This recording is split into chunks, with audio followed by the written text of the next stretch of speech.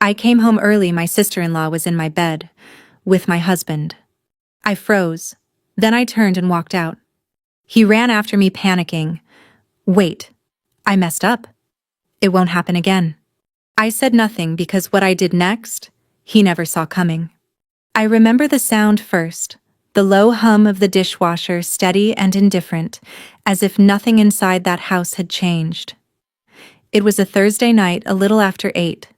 I had left work early because the clinic was quiet, the kind of quiet that makes you feel unnecessary.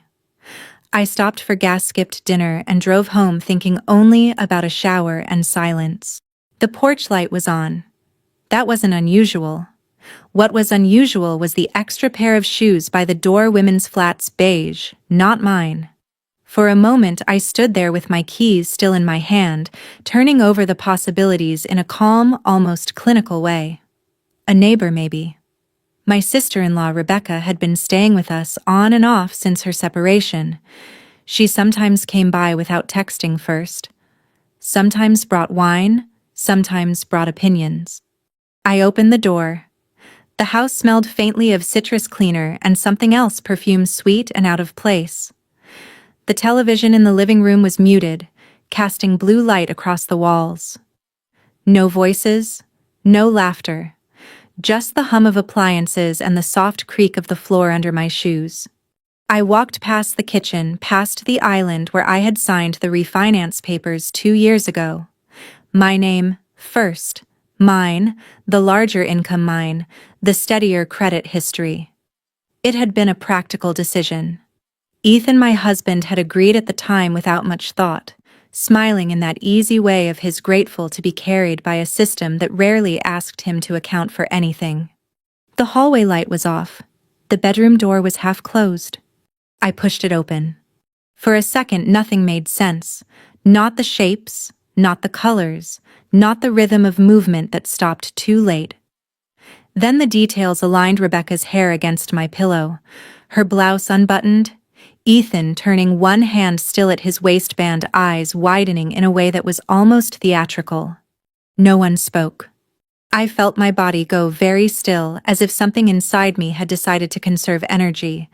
There was no heat, no surge of anger, no dramatic fracture, just a clean, cold separation between what I was seeing and what I was going to do. I turned. I walked out. Claire, wait. His voice came from behind me, already strained, already reaching for explanations he hadn't yet formed. It's not, please, just... I didn't stop.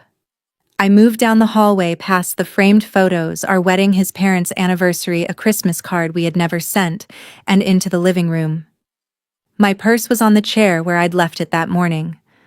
I picked it up, checked for my phone, my keys, my wallet, as if I were leaving for any ordinary errand. Claire. He was closer now, breath uneven, footsteps quick. I messed up. I know how it looks, just let me explain. I opened the front door. It won't happen again. He said the words rushing over each other. I swear, it didn't mean anything. Rebecca, I stepped onto the porch. He followed me out barefoot, the night air cool against the bare skin of his arms. Please, don't go like this. I looked at him then, not with anger, not even with disappointment, but with a kind of quiet attention, as if I were seeing him clearly for the first time. There was fear in his face, yes, but also something else, a reflex, a habit of minimizing, of smoothing things over before they could become real. I messed up, he repeated softer now, as if volume might make it truer. I nodded once, not in agreement but in acknowledgement, the way you might nod at a stranger who has said something irrelevant. Then I got in my car. He stood there, one hand lifted, as if he might still stop me. He didn't. The engine turned over. The headlights cut across the lawn over the mailbox with our shared last name painted in careful black letters. I drove. At the first red light, my hands began to shake. Not violently, just a tremor, small and persistent. I placed them flat against the steering wheel, feeling the texture under my palms, grounding myself in something solid. There was a time when I would have called someone. My mother, maybe. A friend from college. anyone who could absorb the shock and tell me what I was feeling. But that night, I didn't reach for my phone. I let the silence sit heavy and undisturbed. I checked into a hotel off the interstate, clean, anonymous, the kind of place that smelled faintly of bleach and industrial air freshener. The front desk clerk didn't ask questions. He handed me a key card and a receipt, his expression practiced and neutral. In the room, I set my bag on the dresser and sat on the edge of the bed. The television remote lay where someone had left it, angled slightly toward the pillows. I didn't turn it on. My phone buzzed. "Ethan, please talk to me. Ethan. This isn't what you think. Ethan, Rebecca is leaving. I told her to go. Ethan. Where are you?" I read the messages once, then set the phone face down. A few minutes later, another message. "Ethan, I'm sorry." That one stayed on the screen a little longer. Not because it mattered, but because it was simple, unadorned, closer to the truth than the rest. Still, it didn't change anything. Apologies, I had learned over the years, were often just a way of asking for time. And time in that moment was the only thing I wasn't willing to give. I lay back on the bed, staring at the ceiling. The air conditioning unit rattled softly, cycling on and off. Somewhere down the hall, a door closed. Footsteps passed, then faded. I began to think, not in fragments, not in emotional bursts, but in sequences. What needed to be done? What could be secured? What had already been compromised? The house was in my name. The primary account was joint, but the majority of the deposits, my deposits, were traceable. The retirement fund, the insurance policies, the credit cards. There was a structure to all of it, a system that could be examined, adjusted, protected. I sat up. My phone was still on the dresser, dark screen reflecting a faint outline of my face. I picked it up, opened a new message, not to Ethan, but to someone whose number I had saved years ago and never used. Laura Simmons, family law. My thumbs hovered over the keyboard for a moment, then moved. "Hi, Laura. This is Claire Bennett. We met briefly at the Henderson fundraiser last year. I need to schedule a consultation as soon as possible. It's urgent." I read the message once, checking for tone, for clarity. No excess, no explanation. I sent it. The room felt different after that. Not warmer, not safer, but more defined, as if the edges of things had sharpened. The shock was still there, somewhere beneath the surface, but it no longer controlled the direction of my thoughts. My phone buzzed again, this time with a response. "Claire, I'm available tomorrow morning at 9. Can you come by the office?" I typed back, "Yes, thank you." I set the phone down and lay back again, my mind already moving ahead. Documents, accounts, conversations that would need to happen, decisions that would need to be made. Outside, a car passed on the highway, its headlights briefly illuminating the curtains before fading into darkness. I closed my eyes. For the first time since I had opened that bedroom door, I felt something settle inside me. Not forgiveness, not even acceptance, but a quiet, deliberate resolve. I hadn't raised my voice. I hadn't asked for explanations. And I wasn't going to. By the time I walked into Laura Simmons's office the next morning, I wasn't thinking about what I had seen. I was thinking about what it meant. The building was in a quiet part of town, brick exterior, clean glass doors, the kind of place that signaled stability without trying too hard. Inside, everything was orderly, neutral walls, framed degrees, a receptionist who greeted me by name, as if I had already crossed some invisible line from uncertainty into decision. "Claire," Laura said when she stepped out to meet me, extending a hand. Her grip was firm, her expression composed. "Come in." Her office overlooked a small parking lot and a row of trees just beginning to turn. She gestured for me to sit, then closed the door behind us. "I'm sorry you're here under these circumstances," she said, not unkindly, "but I'm glad you came in quickly. Timing matters." I nodded. I didn't want to wait. "Good." She took a seat across from me, opened a folder, and clicked her pen once. "Start from the beginning, but keep it factual. We'll get to the emotional part later." So I did. I told her what I had seen. I told her who Rebecca was, my sister-in-law, technically still married to Ethan's older brother, though they had been separated for months. I explained how she had been drifting in and out of our house during that time, sometimes staying overnight, sometimes leaving in the early morning with vague explanations and a distracted smile. Laura listened without interrupting, only making occasional notes. Any prior suspicions, she asked when I finished. Yes, I said after a brief pause, but nothing I could prove. What kind of suspicions? Changes in behavior, I said. Ethan working late more often. Rebecca being around too much. Conversations that stopped when I walked into a room.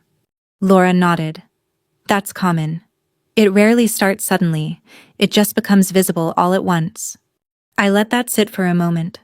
What I need to know, she continued, is your financial and legal position. That's where your leverage is. I had expected that question.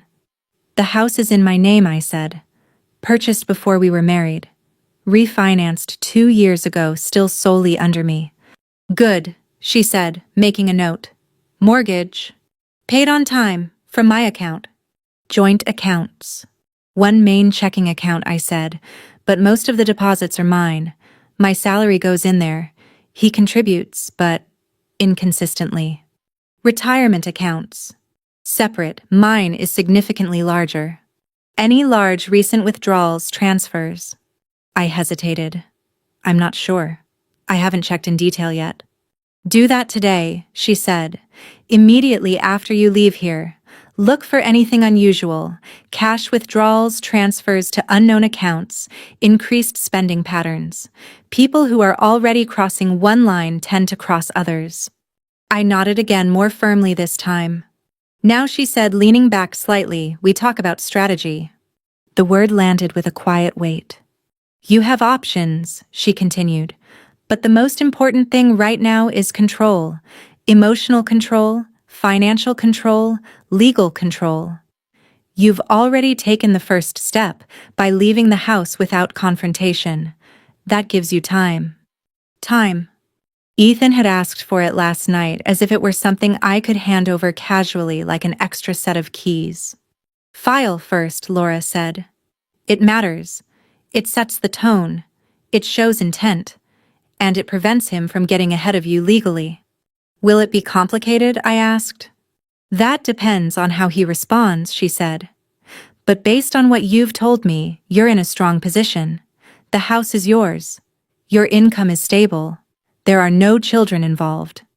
I exhaled slowly. I hadn't realized I had been holding my breath. What about her? I asked. Rebecca. Laura's expression didn't change. Legally, she's irrelevant. Morally, that's a different conversation. But the court doesn't care about that part as much as people think. I almost smiled at that, not because it was funny, but because it was so precise. What do I do next? I asked. Today, she said. You go home when you know they're not there. You gather your documents, tax returns, bank statements, mortgage paperwork, anything tied to assets. You secure your personal accounts. Change passwords. If you have shared credit cards, consider freezing them. And him, I asked. Do I talk to him? Not yet, she said. Not until you've protected yourself. Right now, anything you say will be used to negotiate, to minimize, to delay. You don't owe him that. That more than anything else she had said settled something in me. You don't owe him that. When I left her office, the air outside felt sharper, clearer. I sat in my car for a moment, reviewing everything we had discussed, not as a victim replaying events, but as someone preparing for a process. My phone buzzed. Ethan. I didn't sleep. Please just tell me where you are. Ethan, Rebecca is gone. I told her not to come back. Ethan. We need to talk. I read the messages, then opened my banking app. The numbers appeared on the screen, familiar and structured balances, transactions, dates. For a moment, everything looked normal. Then I scrolled. 3 days ago, a transfer I didn't recognize. 2 weeks ago, a series of withdrawals small enough to go unnoticed but consistent. A payment to an account I didn't know. I felt something shift, Not anger, not even betrayal, but confirmation. Laura had been right. This wasn't a single mistake, it was a pattern. I took screenshots, saved them, organized them into a folder. Then I logged into the account settings and changed the password. I enabled two-factor authentication. I checked the credit cards, same pattern, small charges, unfamiliar locations. Each step was methodical, deliberate. By early afternoon, I was parked a block away from my house. The street looked the same, quiet, orderly, neighbors going about their routines. Nothing in the outside world reflected what had happened inside those walls. I waited until I saw Ethan's car pull out of the driveway. He didn't look toward the street. He didn't see me. I counted to 30. Then I drove up. The front door was unlocked. Inside the house felt different, not because anything had changed physically, but because I was seeing it without the layer of assumption I had carried for years. The furniture, the photos, the carefully chosen details, they all felt like evidence now, not comfort. I moved quickly.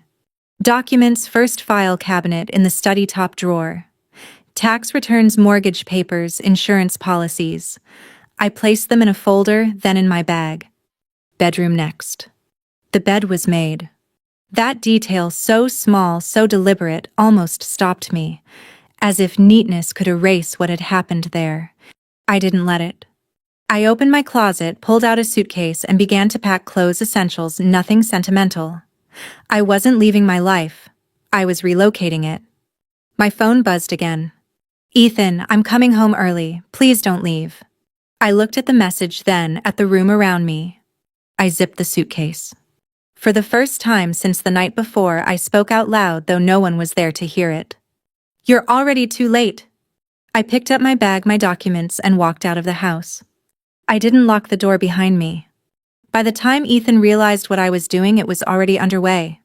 That was the advantage of silence. It didn't announce itself, didn't ask permission, didn't invite negotiation. It moved quietly, step by step, until the structure of things had shifted beneath your feet. I spent the next 48 hours in motion. Not emotionally, logistically. Laura filed the petition first thing the next morning. Irreconcilable differences, clean, neutral language for something that had been anything but. She attached a request for temporary orders, exclusive use of the house financial protections, and a formal notice preventing asset dissipation. File first, control the pace, she had said.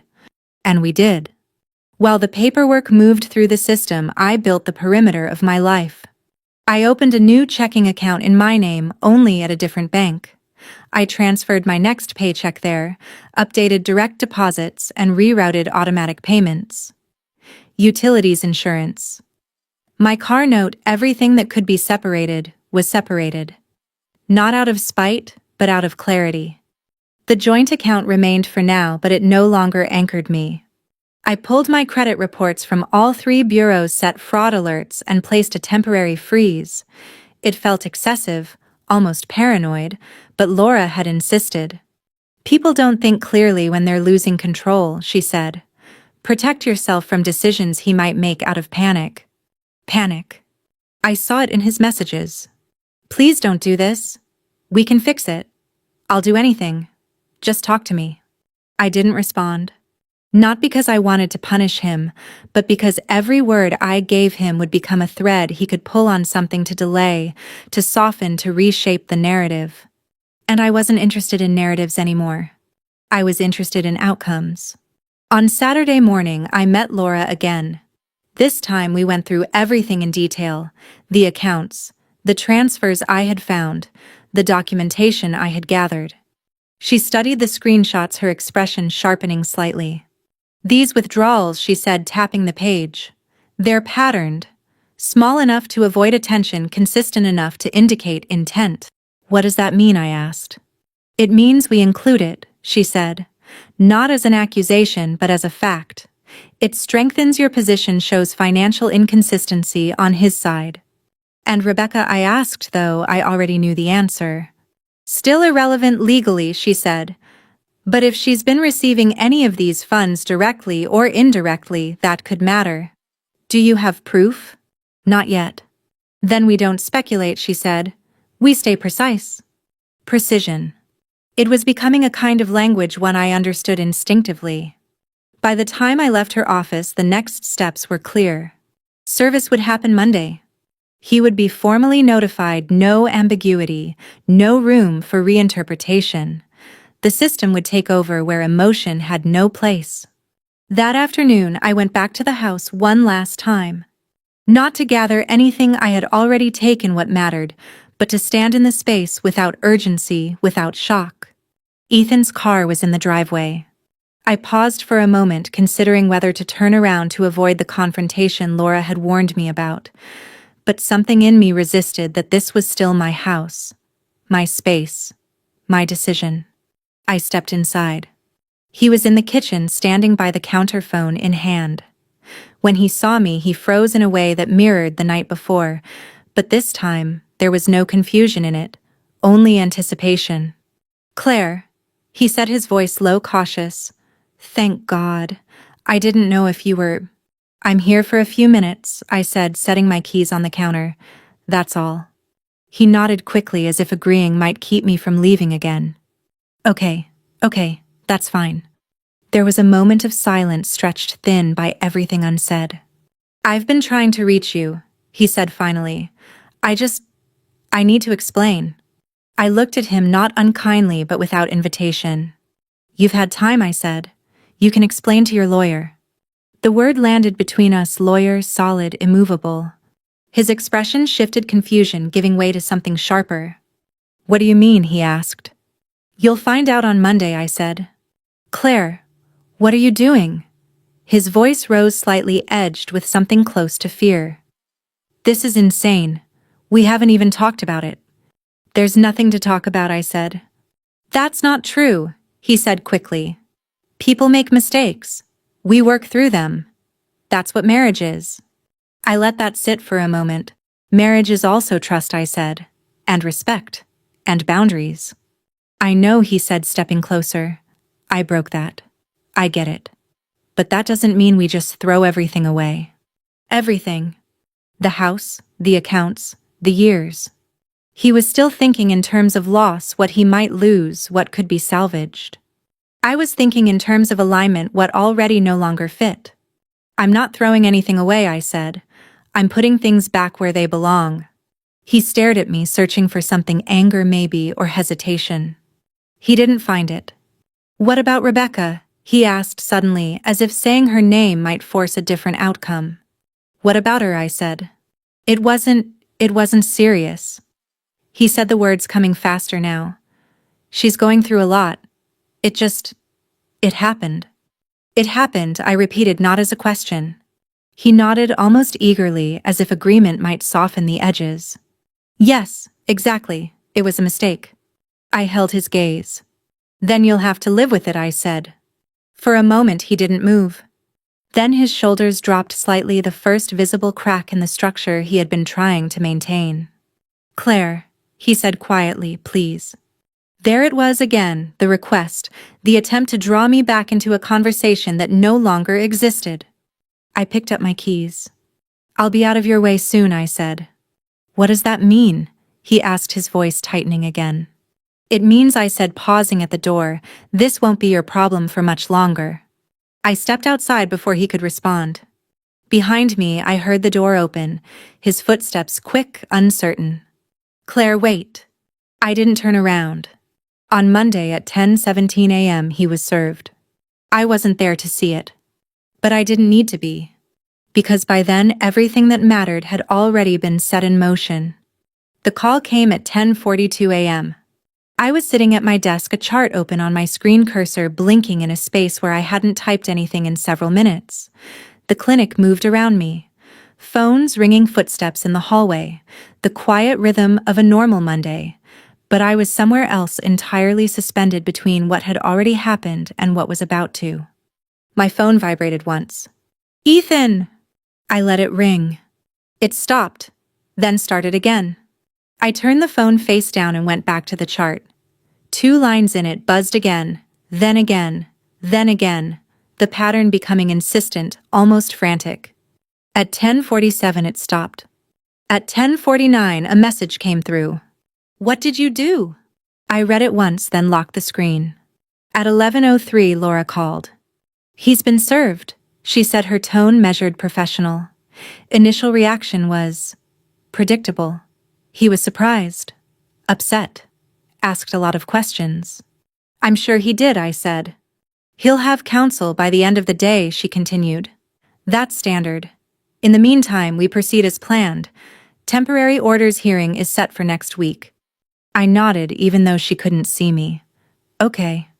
Claire, she added, her voice softening slightly. This is where things can get messy, not legally but personally. He may try to contact you more aggressively. Family members might get involved. Stay consistent. No direct engagement. I understand. And one more thing, she said. We've requested exclusive use of the house effective immediately upon temporary orders. Given the title structure, we have a strong case. A strong case. I ended the call and sat for a moment, letting the words settle. Across the room, someone laughed, light, unburdened, completely disconnected from the shift that had just taken place in my life. My phone buzzed again. This time, it wasn't Ethan. It was his mother. I stared at the name for a second, then let it ring. A voicemail followed almost immediately. I didn't listen to it. Instead, I opened my calendar and blocked out the next few days' appointments, meetings, anything that would anchor me in routine. Structure mattered. It kept everything from collapsing into reaction. At noon, I took my lunch break outside. The air was crisp, the sky a flat, uninterrupted blue. People moved past me, some in scrubs, some in business clothes, all of them carrying on with lives that hadn't been interrupted. I sat on a bench and finally listened to the voicemail. Claire. His mother's voice began tight with emotion. I don't know what's going on, but Ethan just called us. He's very upset. He said you filed for divorce without even talking to him. That's not how families handle things. I paused the message. That's not how families handle things. I let the phrase sit there, examining it the way I had examined everything else over the past few days, not for its emotional weight, but for its structure, its assumptions. Then I pressed play. You need to come over, she continued. We need to sit down and talk this through. Rebecca is here and, well, there's clearly been a misunderstanding. Call me back as soon as you get this. A misunderstanding. I ended the message. For a brief moment, I considered responding, not to defend myself, not to explain, but simply to correct the language, to replace misunderstanding with something more accurate. But accuracy wasn't the point of that message. Control was. I stood up, brushed my hands against my coat, and went back inside. By the time I got home that evening to the apartment I had rented for the month, there were 12 missed calls on my phone. 8 from Ethan. 2 from his mother, 1 from his brother, and 1 from an unknown number. I ignored them all. Instead, I opened my laptop and reviewed the documents Laura had sent over, drafts of the filings notes on the upcoming hearing, a list of items I would need to provide. Everything was precise, structured, forward-moving. There was no space in it for debate. On Wednesday, Ethan showed up at the clinic. I saw him through the glass doors before he saw me standing just inside the entrance, scanning the room, his posture tight with urgency. For a moment, I considered asking the front desk to turn him away. Then I didn't. I stepped into the hallway. He saw me immediately. Claire, he said, moving toward me, relief flashing across his face. Finally. I've been trying to. You shouldn't be here, I said, keeping my voice even. I didn't know where else to go, he said. You won't answer your phone. Your email's nothing. That was intentional, I said. He stopped a few feet away, as if an invisible line had been drawn between us. This is insane, he said, lowering his voice but not his intensity. You filed for divorce over one mistake. 1. I looked at him. It wasn't one, I said. He shook his head quickly. Okay, fine. More than 1. But that's not the point. The point is, we fix it. That's what people do. People also take responsibility, I said. I am, he insisted. I told you I messed up. I'm sorry. I'll do whatever it takes. Then start by accepting what's happening, I said. His expression tightened. What's happening is you're overreacting. There it was. Not remorse, not understanding. Minimization. I'm responding, I said, appropriately. To what he asked, frustration breaking through now. To something that's already over, Rebecca is gone. I told her to leave. I cut it off. I held his gaze. You didn't cut it off, I said. You got caught. The words landed harder than I expected, not because they were harsh, but because they were exact. He flinched. For a moment, neither of us spoke. Then he exhaled long and uneven. Claire, he said, quieter now, we have a life. A home. You can't just erase that. I'm not erasing anything I said. I'm separating it. Same difference, he muttered. No, I said, it's not. He looked at me, then really looked as if trying to reconcile the person standing in front of him with the one he thought he knew. This isn't you, he said finally. I almost smiled. This is exactly me, I said. You just never had to see it before. He opened his mouth, then closed it again. Around us, the clinic moved, people passing, conversations happening, life continuing in a way that felt almost surreal against the stillness of that moment. Please, he said one last time. I shook my head. You'll hear from my lawyer, I said. Then I turned and walked back down the hallway. I didn't look back. By Friday, the narrative had spread through his family, versions of it at least. I heard about it secondhand, through a mutual friend who called to check in, her voice careful, her questions indirect. They're saying you're being cold, she said. That you won't even talk to him. I am being cold, I said. That's the point. There was a pause on the other end. Well, she said slowly, they didn't expect that. I did. Because for years I had been the one who smoothed things over, who absorbed tension, who made space for other people's mistakes. Now I wasn't. And that, more than the divorce, more than the legal filings, more than the loss of the house, they thought they had a claim to, was what unsettled them. Not the consequence. The change. The hearing lasted less than 40 minutes. It took longer to park than it did to establish what had already been true from the beginning. We sat across from each other in a small courtroom, neutral walls, polished wood, a judge who had seen versions of this story more times than either of us could count. Laura handled most of the speaking. I answered when asked, kept my tone measured, my words precise. Ethan had hired a lawyer. Younger than Laura, sharper in tone but less grounded, he tried to frame the situation as emotional overreaction, marital strain, temporary lapse, a chance for reconciliation. The judge didn't entertain it. Let's stay with the facts, she said, glancing down at the file. Property, title, financial contributions, and the request for temporary orders. Facts. The house was in my name. The mortgage had been paid from my account. The documentation of inconsistent financial behavior on Ethan's part had been submitted. There was no argument there, only resistance. I just need time, Ethan said at one point, his voice breaking slightly. To fix things. To make this right. The judge looked at him, not unkindly but without indulgence. Mr. Bennett, she said, this court isn't here to repair relationships. It's here to resolve legal matters. The distinction settled the room. Temporary orders were granted. Exclusive use of the house mine. Financial protections enforced. A schedule for the next step set. It was in every sense procedural. And yet, as we stood to leave, I could feel the weight of it, not as triumph, not as relief, but as finality. Outside the courthouse, Ethan caught up to me. Claire, please. I stopped. Not because I had anything left to say, but because I didn't want this moment to follow me indefinitely. Some things needed to end cleanly. He stood a few feet away, his shoulders slumped, his expression stripped of the urgency that had defined him for the past week. I didn't think it would go this far, he said. I nodded once. I know. I thought. He hesitated, searching for something that would still hold. I thought we had more time. Time. The same word again. You did, I said. You just didn't use it. He looked down at the ground, then back at me. Is there anything I can do? He asked.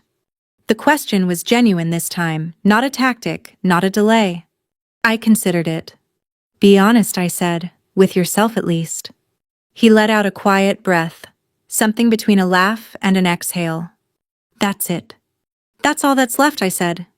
There was a pause. Then he nodded once slowly, as if acknowledging something he couldn't yet fully understand.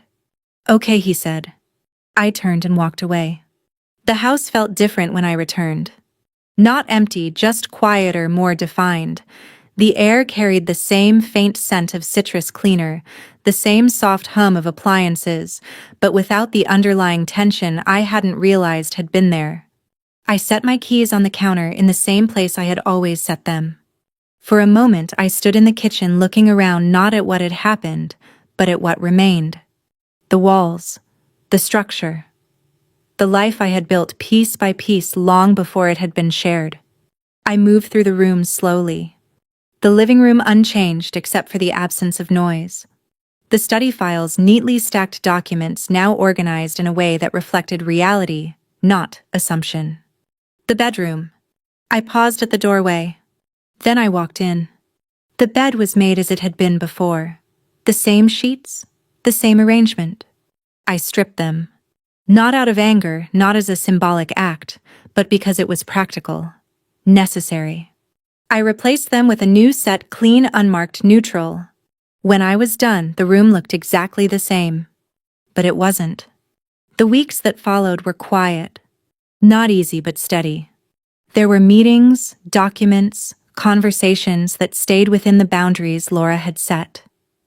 There were moments of fatigue, of reflection, of the kind of clarity that comes only after something has been fully broken and examined. Ethan moved out. Rebecca disappeared from the narrative entirely, not because anything had been resolved, but because she no longer had a place in it. His family reached out a few times, less frequently, less insistently. The language shifted from accusation to distance, from certainty to uncertainty. I didn't engage. Not out of resentment. Out of alignment. One afternoon, about a month later, I ran into a mutual acquaintance at the grocery store. I heard what happened, she said carefully. I wanted to say, I admire how you handled it. I smiled, small, polite. I didn't handle it, I said. I responded to it. She nodded, as if understanding, though I wasn't sure she did. As I walked away, I thought about the difference. Handling something implies control over the event itself. Responding acknowledges that the event has already occurred and that what matters is what you do next. The divorce finalized without drama. No drawn-out battles, no last-minute revelations, just paperwork signatures and the quiet closing of a chapter that had already ended long before the court recognized it. On the morning it became official, I woke up early. Not because I had to, but because I wanted to. The house was still, the kind of stillness that feels earned rather than imposed. Light filtered through the windows, soft and even touching the edges of things without demanding attention. I made coffee, sat at the kitchen table, and for the first time in a long while, there was nothing pressing against me, no unresolved tension, no waiting for the next message, the next explanation, the next shift. Just space. I thought about everything that had happened not as a sequence of wrongs, but as a series of choices. His, mine, and the point at which those choices had stopped aligning. There was no satisfaction in his loss, no victory in his regret. Only a quiet recognition that I had stopped protecting him from the consequences of his actions. And in doing so, I had protected myself. Later that day, I walked out onto the porch. The mailbox still bore my last name painted in the same careful black letters. The lawn needed trimming. The air carried the faint sound of traffic in the distance. Everything was ordinary, and that more than anything felt like a kind of peace. Final line for audio. I didn't destroy his life. I just stopped protecting him from the consequences. If this story stayed with you, if you've ever had to choose silence over chaos or self-respect over comfort, take a moment to reflect on what that choice means. Share this story with someone who might need to hear it.